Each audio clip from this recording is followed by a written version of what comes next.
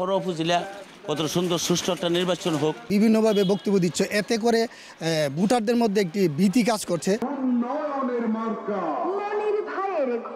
21শে মে দ্বিতীয় ধাপে আখাউড়া উপজেলা নির্বাচনের ভোট। নির্বাচন যত ঘনিয়ে আসছে, ভোটের মাঠে আলোচনা কেন্দ্রবিন্দুতে পরিণত হচ্ছেন আখাউড়া পৌরসভার মেয়র তাকজিল খলিফা কাজল।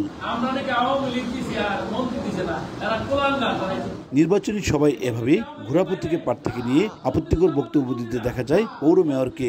স্থানীয় সংসদ সদস্যের নাম ব্যবহার করে আনারস প্রতীকের প্রার্থী মুরাদ হোসেন ভূঁইয়াকে দলীয় প্রার্থী বলে ভোটারদের মধ্যে বিভ্রান্তি ছড়ানোর অভিযোগ উঠেছে তার বিরুদ্ধে। এতে ভোটাররাও দ্বিধায় পড়েছেন।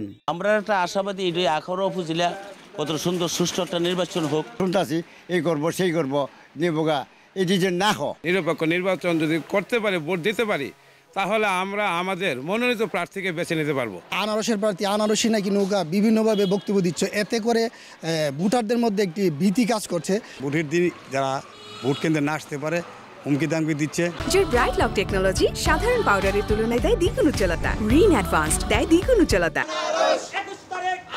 মেয়রের এমন আচরণ বিভিন্ন গণমাধ্যমে প্রচার হলে গত 7 মে তাকে কারণ দর্শানোর নোটিশ দেন রিটার্নিং কর্মকর্তা মোহাম্মদ সাইফুল ইসলাম। তবে নিজের বিরুদ্ধে আনা অভিযোগ অস্বীকার করেছেন মেয়র কাজল।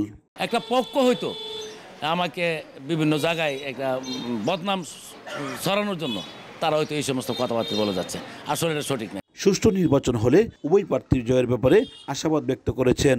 নিরপেক্ষ নির্বাচন, অবাধ, সুষ্ঠু এবং নির্দলীয় ওই জায়গায় যদি সবাই থাকি আমরা, তাহলে আমি নিঃসন্দেহে জয়লাভ করতে পারবো। জনগণ আমাকে 100% সাড়া দিয়েছে, সেই জন্য আমি আশাবাদী।